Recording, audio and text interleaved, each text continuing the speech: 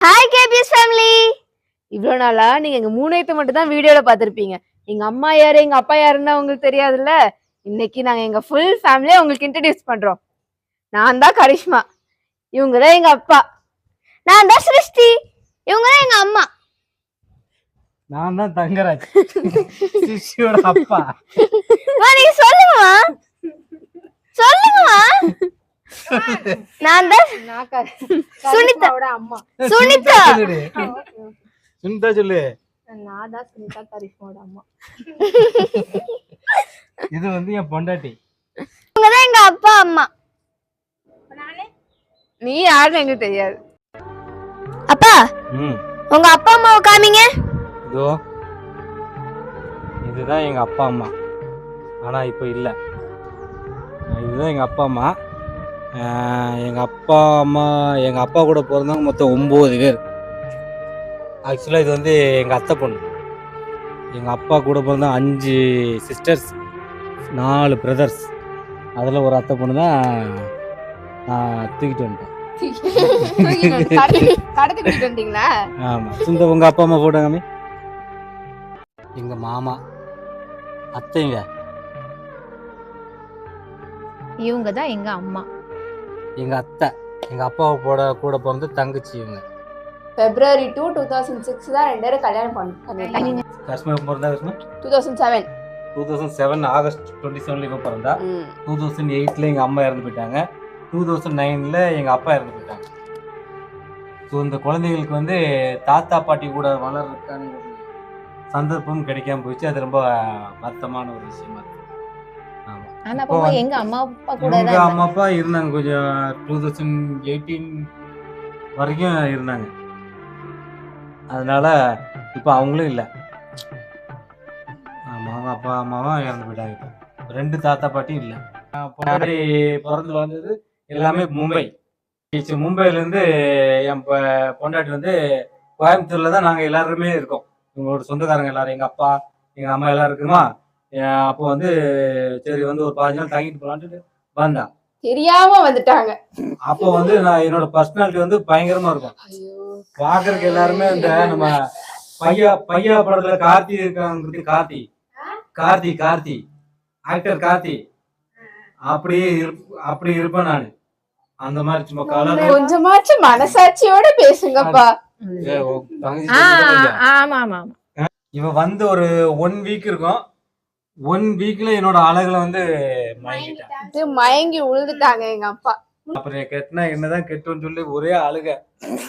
பாம்பேக்கு போய் நான் கல்யாணம் பண்ண உங்களை தான் கல்யாணம் பண்ணுவேன், எங்க அப்பா தான் இங்க இருந்து ட்ரெயின் ஒரே அழுக.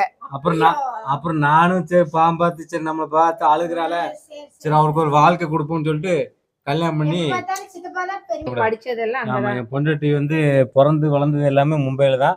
மும்பையில இருந்து நான் கோயம்புத்தூர் கொண்டு வந்துட்டேன். அப்போ வந்து நான் ரொம்ப கஷ்டமா தான் இருந்துச்சு மும்பையில இருந்து இங்க வந்து இருக்கும்போது. இருந்தாலும் நான் ஒரு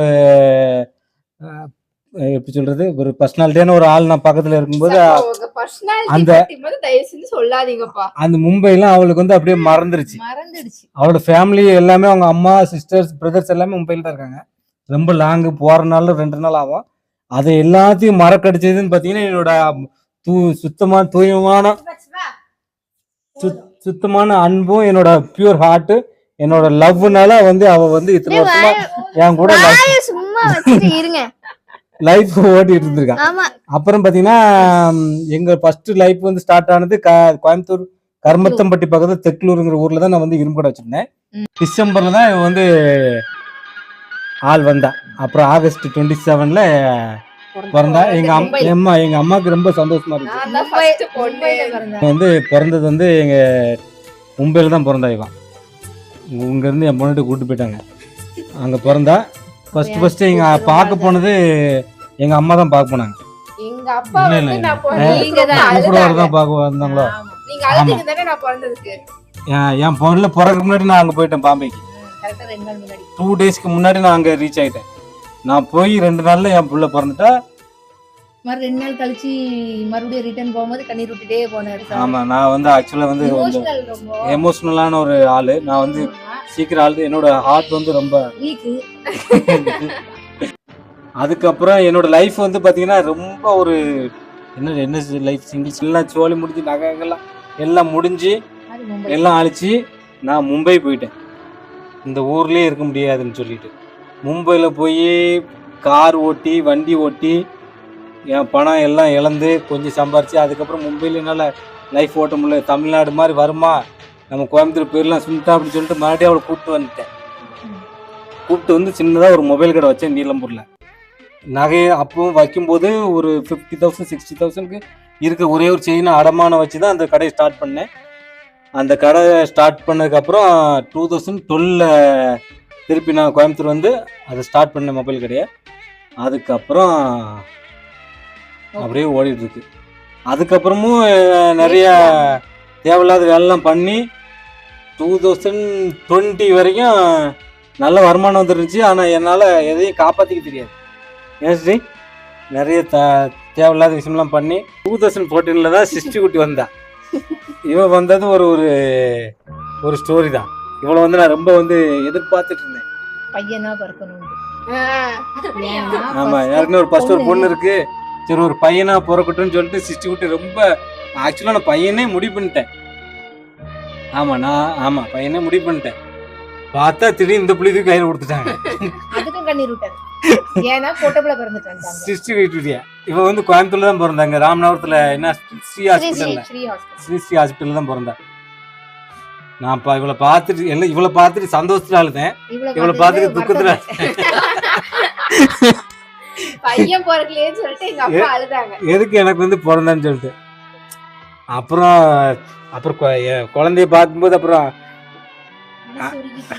அப்புறம் ஒரே ஜாலி தான். அப்புறம் குழந்தைய பார்க்கும்போது இவன் வந்ததுக்கப்புறம் தான் நிறைய எங்கள் வீடியோ ஃபோட்டோ அதுக்கப்புறம் ஸ்டார்ட் ஆனது. அப்புறம் 2020 வரைக்கும் என்னோட பேட் ஹேபிட்டு கொஞ்சம் விட்டுட்டேன். ஆக்சுவலாக பார்த்தீங்கன்னா எங்கிட்ட ஒன்றுமே இல்லை, எல்லாத்தையும் முடிச்சுட்டு எல்லாம் அழிஞ்சு போச்சு.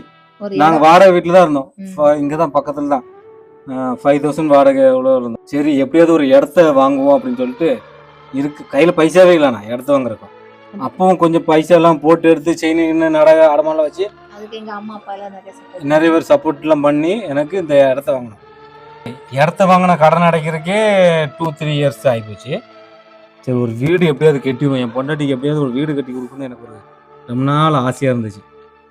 என்னோட சக்திக்கு மீறி தான் அந்த கையில் சுத்தமாக பைசாவே கிடையாது. இருக்கிற நகையெல்லாம் விற்றுட்டேன். இப்போ என் பொண்டாட்டி கழுத்தில் இன்னும் தாழ்ச்சின்னு இல்லை. என்ன அந்த அளவுக்கு தான் நாங்கள் வந்து இருந்துகிட்ருக்குறோம். என்ன இந்த வீட்டு லோன் தான் இருக்குது. வீட்டு லோனை முடிச்சுட்டு என் பொண்டாட்டிக்கெல்லாம் கொஞ்சம் ஆசைப்பட்டதெல்லாம் வாங்கி கொடுத்தோம்னா கொஞ்சம் கிளியர் ஆகிடும். நிறைய பணத்தையும் நான் இழந்திருக்கிறேன் எங்கள் அப்பாவனால. செஞ்சு கடன் மட்டும் யார் கேட்டாலும் கொடுத்துறாங்க. ஆமாம், இப்படி தான் எங்களோட லைஃப் இப்போதைக்கு போயிட்டுருக்கு. இப்போதைக்கு இது வரைக்கும் ஒன்றும் இல்லை, மேடும் பள்ளங்களோடு. ஆமாம், இந்த ஒன்று ஆரம்பிப்பேன் திடீர்னு காணாமல் போயிடும். என்னோட மைண்ட் வந்து அப்படி தான், திடீர்னு வேற ஒரு ரூட்டில் போயிடுவேன்.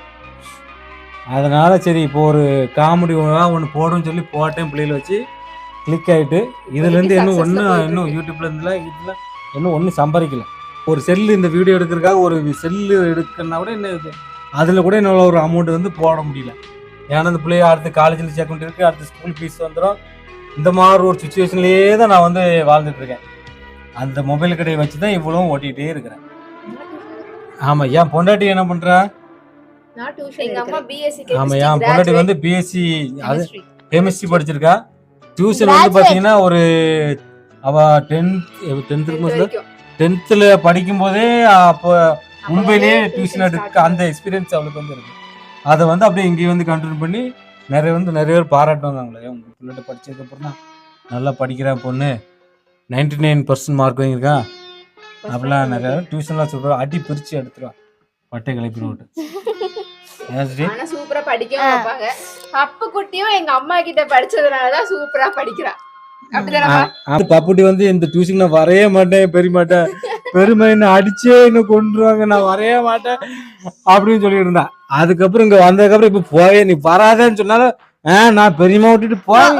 எங்க இப்ப ஆசமல்ல பெரியம்மா, நான் பெரியம்மா விட்டு நான் எங்கேயும் போவே மாட்டேன். முடிச்சிடலாமா? ஆமா, தயவு செஞ்சு எங்க வீடியோவை சப்ஸ்கிரைப் பண்ணுங்க, லைக் பண்ணுங்க, கமெண்ட் பண்ணுங்க, இந்த பிள்ளைகளை வளர்த்து விடுங்க. இன்ஸ்டாகிராமில் ஃபாலோ பண்ணுங்க. ஷேர் பண்ணுங்க. ஆமாம், நீங்க சப்போர்ட் பண்ணிக்கிட்டே இருங்க. அவ்வளோதான். Bye.